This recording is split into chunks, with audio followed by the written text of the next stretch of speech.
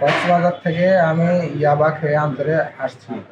আসার পথে বনা নিয়ে আসছি। আসার পরে ডিবি পুলিশ আমাকে হাতে নাতে গ্রেপ্তার করে ধরে। ধরানোর পরে আমার কাছ থেকে ইয়াবা পায়, 150-র মতন ইয়াবা পাইছে আমার কাছ থেকে।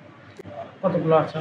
আরও প্রায় মনে করেন 400টার ভিতরে আমার 150টা বাড়াইছে, বাদ বাকি দিয়ে আমার কাছে আছে। আচ্ছা, আপনি কিভাবে খেয়েছিলেন এগুলো? কলা দিয়ে আমি এগুলা গিলে খাইছিলাম। পোটলা করে? জি, পোটলা করে কলা দিয়ে গিলে খাইছি। এভাবে আপনি কতদিন ধরে আনেন? এভাবে আমি জীবনের প্রথমে বাড়ি আসলাম।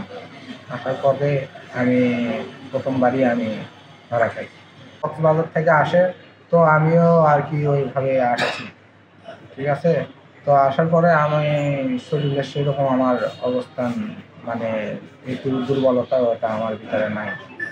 জানাইছে তার কাছে মোট 400টা আছে, অর্থাৎ প্রতিটাতে 50 টাকা করলে 400তে 8টা প্যাকেট পোটলা তার পেটের ভিতরে আছে।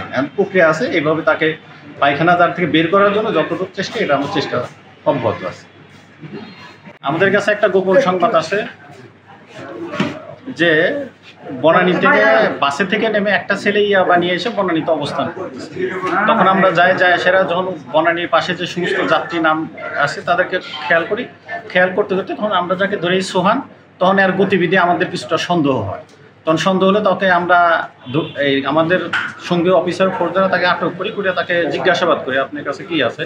সে যখন একবার করতে এক পর্যায়ে স্বীকার করে যে হ্যাঁ আমার কাছে ইয়াবা আছে, কিন্তু সেটা আমার পেটের ভিতরে। আমি কক্সবাজার থেকে প্যাকেট বানায় খেয়ে কলাতে খেয়ে আসছি, আমার পেটের ভিতরে আছে, আমার পেটের ছাড়া অন্য কোনো জায়গা নেই। তখন তার কথা মতো তখন আমাদের উদ্বোধন করে বিষয়টা অবহিত করি, তখন তাকে নিয়ে আমরা মোহাম্মদ আলী হাসপাতালে যাই।